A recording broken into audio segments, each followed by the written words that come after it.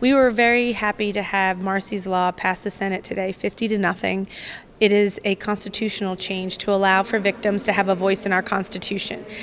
It's a long process, and it was a lot of years in the making, but we're very glad to be able to say that we can take it to the voters this November on the ballot, and we hope that they will also vote for having the victims have a voice in our Constitution, since Pennsylvania is only one of 9 states where a victim is not even mentioned in our state constitution. The voters will have a choice to say whether or not a victim will have the ability to be notified in a process.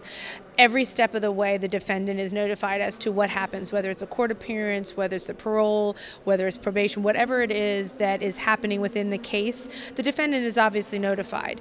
The victim of the case is not always notified. We have very courageous DAs that try very hard to keep the victim involved in the process and up to date as to what is happening.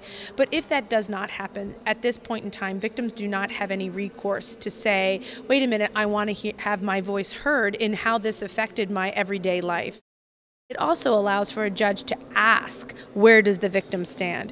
Right now, because it is not a right for them to be heard, the judge wouldn't necessarily say, where is the victim in this? Now a judge can actually say in the court proceeding, where does the victim stand? And that is a right question to be asking, because that victim should have the ability to say how they feel about what is being said, whether it's the sentencing, whether it's being released, whatever the process and whatever point the case is at.